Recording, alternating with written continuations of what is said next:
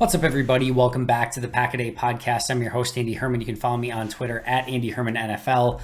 Just finished doing my full film review, going through all my grades, going through the all 22. It is 2:18 in the morning as I'm starting to record this. This was a really difficult game to grade and go through and evaluate.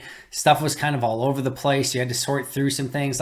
This was a difficult one to review, and we'll get into that in just a moment. But I don't even know exactly where I want to start. I'll go through, obviously, just like usual, my top offensive players, top defensive players, and then my bottom offensive and defensive players as well. We'll just kind of go through them, and then I'll explain my reasoning on a few of these in a little bit more detail. So let's just jump right in and let's go over it. So on offense, really interesting game to grade from an offensive standpoint.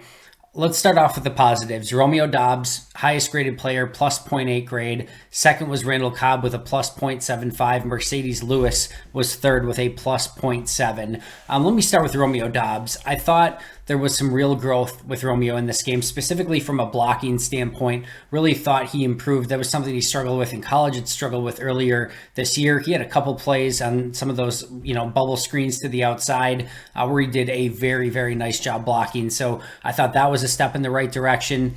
He beat his man clean down the field on deep plays, I think at least 3 times in this game.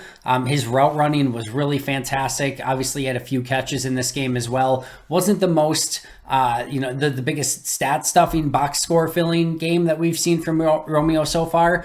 But there was some really, really good stuff on tape with how he was getting open. I was really impressed with his game overall. Now, there were still some rookie hiccups. There was times where he was not in the place he was supposed to be. There was a route early in the game where it was ugly. There was a play where Lazard and Doubs are coming at the same angle over the middle of the field on 2 in-breaking routes. Looked like Doubs was probably the one that was at fault on that play. So there was also another one where it looked like Doubs was supposed to block for Lazard on the outside a little bit earlier, and he didn't get out there in time. So there were still some things that Romeo needs to clean up, but man, the top end stuff that he is doing right now is pretty darn special. And like I said, I'm so excited about his continued progression. I think the cool thing with Romeo right now is that he's continuing to take positive steps in the right direction. And if he can just clean up some of those mental mistakes, make sure he's in the right spot at the right time, and he and Aaron are consistently on the same page,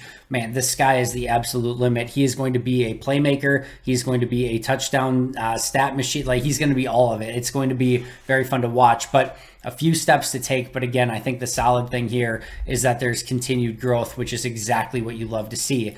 On the flip side, Randall Cobb doesn't need to see continued growth at this point. This is the player that you were expecting.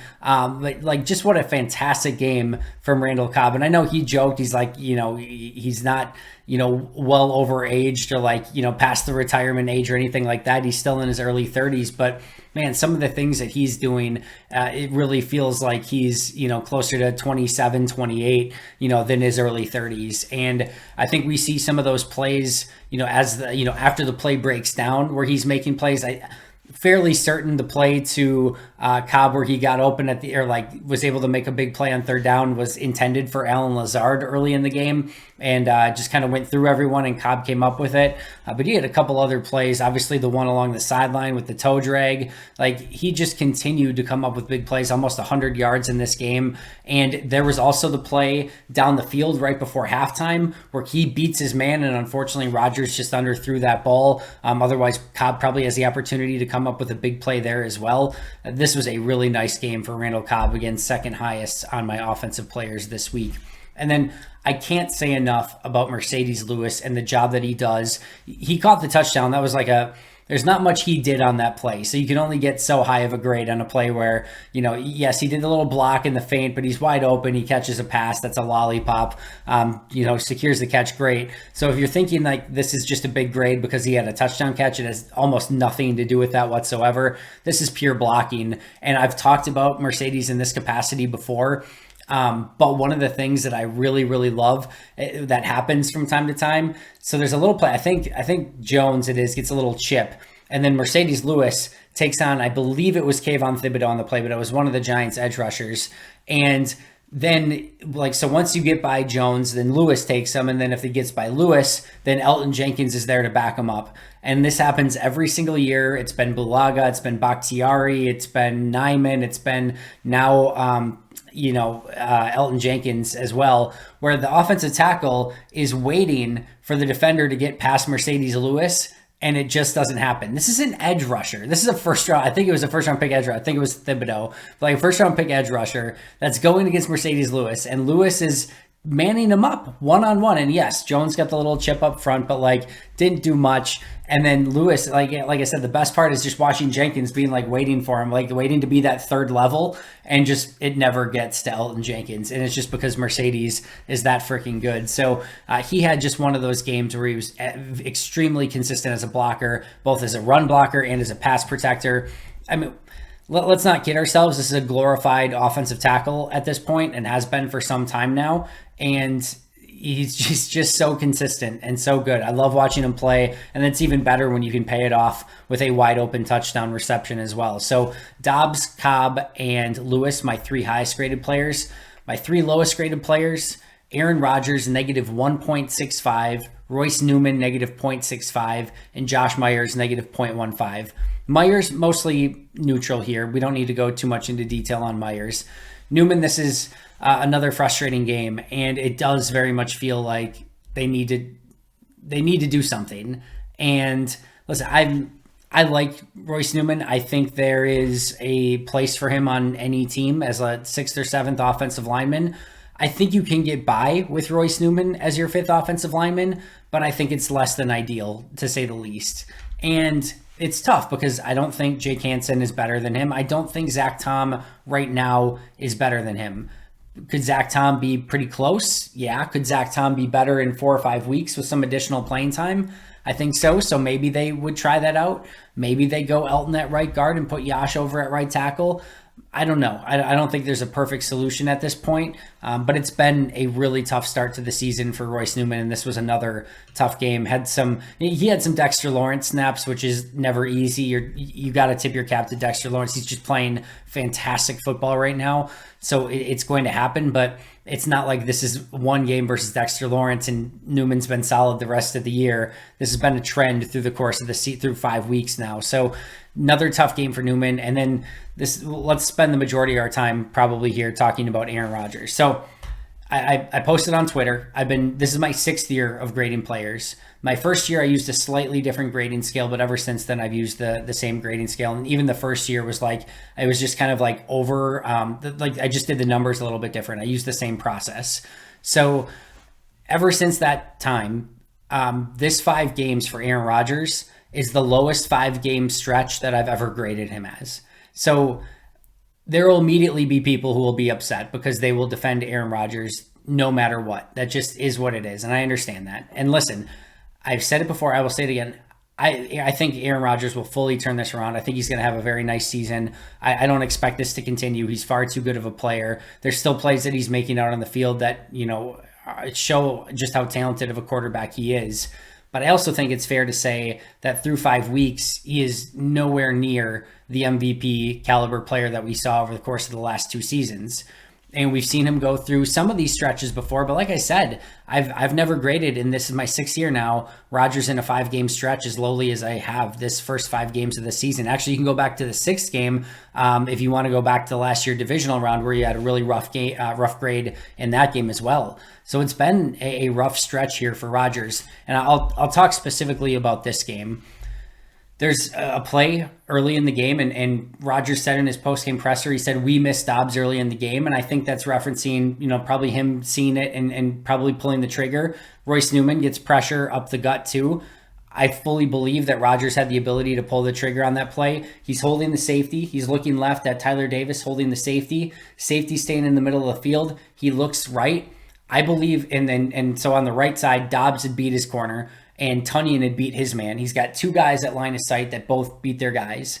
And I wholeheartedly believe that Rodgers, if he knows the safeties stayed, he knows the safety stay in the middle of the field because he's looking right. If he turns right and he pulls the trigger, he's got either of those guys. Now is Newman's guys collapsing the pocket? Yes. But This is the king of throwing off of his back foot. And the double covered throw to Romeo Doubs later in the game, he actually had a guy more in his lap when he threw the double covered pass to Romeo Doubs than he did when he didn't throw the ball to Doubs down the field or to Tonyan, who were both wide open on the play. So like not seeing the field, not pulling the trigger in that situation. There's a play to Allen Lazard later in the game where Lazard, beautiful, gorgeous double move, wide open down the sideline, looking that way, does not pull the trigger. There's the play before halftime with Randall Cobb, where Randall Cobb beats his man up the field and he throws the ball deep and well underthrows the ball. I think if that's on target, Cobb might have a chance at a touchdown before halftime, or at least a big play. If he gives him a chance at the ball, he might even get a pass interference penalty there, but unfortunately just woefully underthrown. He's taken the shot play into double coverage to Romeo Doubs in the second half. There's the Randall Cobb play right before they get the touchdown, so there was the touchdown to Lazard, where Doubs is blocking on the right side. Right before that, Cobb comes open on the, basically on like a little corner route, and he well overthrows Randall Cobb on that route. There's a play early in the game where he throws out to Cobb and it bounces at his feet. There's a chance that may have been slightly tipped. I can't tell on the play. It didn't look like it got tipped. There's a chance, but either way, that ball ends up at Randall Cobb's feet.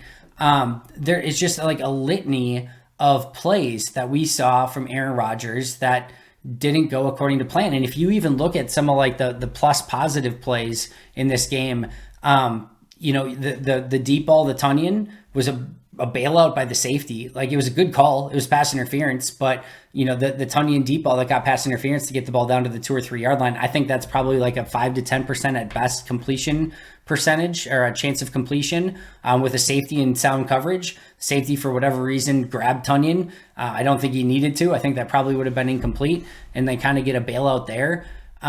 There's just very few plus throws in this game from Rodgers. There's a lot of short stuff. There's some times where he got rid of the ball at the right time, but there's also some times where I don't think he read some of the run solutions right, meaning that he had the opportunity to hand off the ball and he threw to the outside. I just don't feel like he's seen the field very well. I don't think he's been super accurate. I think he's missing on throws downfield, and I think he's a little bit trigger happy at times. And a lot of people, and some people on Twitter, pointed out when I posted this of like, okay, well, what about the O-line, the wide receivers, the tight ends, the running backs? And there's a truth to that, very much so. This is not the offense that it was. This offense as a whole is struggling, but I want to be very clear. I don't grade Aaron Rodgers negatively if it's not his fault. So, for example, if like on the third down play where somebody comes through and sacks Aaron Rodgers on third down, he had like less than a second to throw the ball. There's nowhere where he could have got rid of it. Like, I'm not downgrading Aaron Rodgers on that play. If there's a play, where he just ends up having to throw the ball away and his protection breaks down and there's nobody open down the field, that's not a negative grade for Aaron Rodgers. If there's nowhere to throw the ball and his protection's breaking down and he gets a throwaway, that's sometimes that can even be a positive if he somehow got the ball away and avoided a sack when everything else broke down around him. So I want to be clear. I am not grading negative plays for Aaron Rodgers if things are going to crap around him and he doesn't have anywhere to go with the ball or his protection's breaking down. That's not on Aaron. That's on everyone else at that point.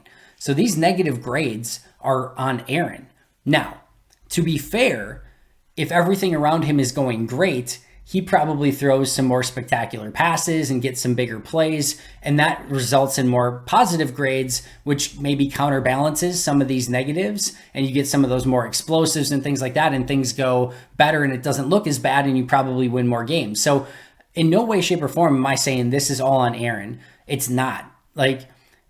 And while the grade is low on Aaron and the lowest in this game, I still would lend myself to say that it's probably less to do with Aaron than probably the vast majority of the players on the team, right? He's an extremely good player, but it's also fair to say and call out when he's not playing at the level that we're accustomed to seeing him play at. It's fair to say, hey, it's not going well from Aaron's standpoint either. And it's going to take everyone on this team to be better. And it has to start with your leaders, and it has to start with your MVP, and it has to start with the guy that you're giving the most money to on your team. And that's Aaron Rodgers. This is going to be a test for Aaron. This is not a team chock full of weapons. He is being asked to elevate the players on his team to get to his level.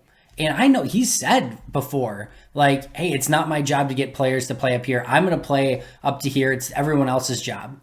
But he has a challenge this year to really, to elevate the level of play by being the best that he can be, by distributing the ball on time where it's supposed to go, and making the plays that he needs to make. And so far this season, we haven't seen that. We've seen bizarre turnovers like the, chuck up to Randall Cobb down the field that was intercepted by Harrison Smith, a extremely uncharacteristic pick six, some fumbles on his end, like just not the level of play, and some really weird deep shots into coverage, some inaccurate throws to players who are streaking down the field open. And it's weird. It just has not been up to par. And I think it's fair when he hasn't played that to the level we're accustomed to, that he should be playing at, to say it. I think it is. And let's just be fair here too. Like, for years when all of his grades were extremely positive, nobody's saying like, Andy, what are you talking about? Like, he's playing at MVP level and the grades reflected that as well. He was playing fantastic. Right now he's not. And I don't think anyone can show me anything. If you'd like to go and prove me wrong and say like, here's all the great plays, like, feel free, send me a video and I'd be happy to look into it, but it's just not there. And like I said, he's going to be fine. This is going to be a season by the end of the year where we look back at it and say, remember when he was struggling at the beginning of the season? That was weird. He still ended up being a Pro Bowl quality quarterback, etc. But through 5 games, he hasn't. And that's where we're at right now. And this was my lowest graded player on this game. So Rodgers, Newman, and Myers, my 3 lowest, but Myers, again, pretty close to neutral in this one. Top 3 defensive players: Preston Smith, Kenny Clark, and Jarran Reed. Really liked what the defensive front did in this game. Rashawn Gary graded in the positive as well. So did TJ Slayton. We'll talk about that more in just a moment. I thought the defensive front really did some good work. They mostly kept Saquon Barkley under wraps except for one explosive play. That explosive play was not on the defensive front. So you take that explosive out of the equation. And again, not on the defensive front on that play. That was on Savage didn't make a great play there, nor in Devondre Campbell had a really rough play on that play, basically getting blocked by a wide receiver. So I thought the front played really well, and Clark had some big time plays. Slayton had some big time plays. Jarran Reed had a sack fumble and then had a half sack along with Preston Smith. Smith was getting pressures. This was a really nice game for the defensive front. My bottom 3 defensive players: Devondre Campbell, negative 1.35, Rasul Douglas, negative 1.2, and Dean Lowry, negative 0.95. Lowry had his worst game in a while. I know there's a lot of hate for Dean Lowry. He's actually played some pretty sound, solid football. Not spectacular, but nowhere near bad for a while now. This was not one of those games. He really struggled. He couldn't get off blocks, was on the ground quite a bit, didn't make very many plays. For all the other defensive linemen who were coming up with plays and playing really well in this game, Dean Lowry was not one of them. Rasul Douglas, personal foul penalty, a couple of really bad holding penalties, just very uncharacteristic of Rasul. And this has really been kind of his first really bad game as a Packer, so you're willing to forgive that afterwards, but certainly an uncharacteristic performance from him as well. And then Devondre Campbell, not all that indifferent from Aaron Rodgers on the other side. This is the quarterback of the defense, the guy that's calling the plays, the guy that was a first-team All-Pro a season ago, that was flying to the football, making tackles. He's been the complete opposite of that player through the start of the season. He looks like a half a step slower, doesn't look quite as agile, isn't wrapping up and tackling the way that he was a season ago. And man, like, I can't even begin to tell you how many times where the play is going left and he's going right. Like, he's just not reading the play very well either. So Devondre has a lot to clean up, and this was a very rough performance. Negative 1.35, my lowest graded defensive player in this one. So Campbell, Douglas, and Lowry, my bottom 3. A couple honorable mentions. TJ Slayton I talked about. Like, there are 3 or 4 really big time plays from TJ Slayton in this game that are like leave you salivating. There were few plays earlier than that where he didn't do a great job and didn't get off the block well. That brought his grade down just a little bit, but like, this was close to a very big breakout game for Slayton, and some of the wild plays from Slayton in this game were really, really special. So that's something to be excited about. And then Elton Jenkins, we've been talking about how much of a struggle it's been at right tackle. He had a plus 0.6 grade just outside of those top three this week. He looked so much more comfortable at right tackle. A lot of it was run blocking again, but he anchored so much better against the pass rush. I think it helped a little bit that he was going against a rookie in Kayvon Thibodeau that didn't know how to work him over quite as much with some of those nuanced veteran type moves, but he still held his own, and I thought this was a much, much better performance from Elton at right tackle. As far as the offense overall, as I mentioned, this was a really weird evaluation. Pro Football Focus had, I think, 3 players only grade in the negative, so for them 60 is neutral and anything above that is better. Anything below that is what I would consider a negative grade.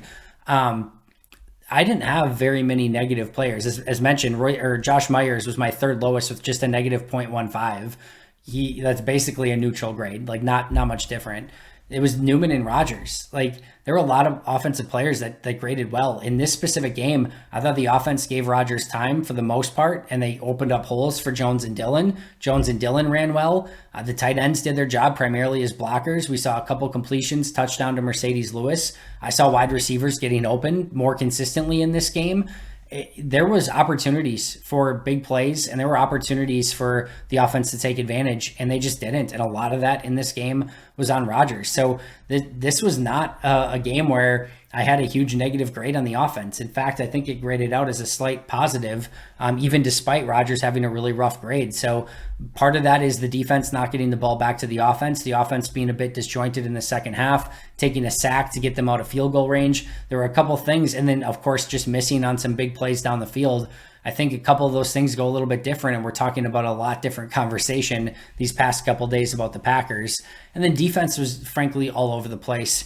A lot of miscommunications just can't happen. A lot of players playing too far off the ball. A lot of the things that we've discussed already.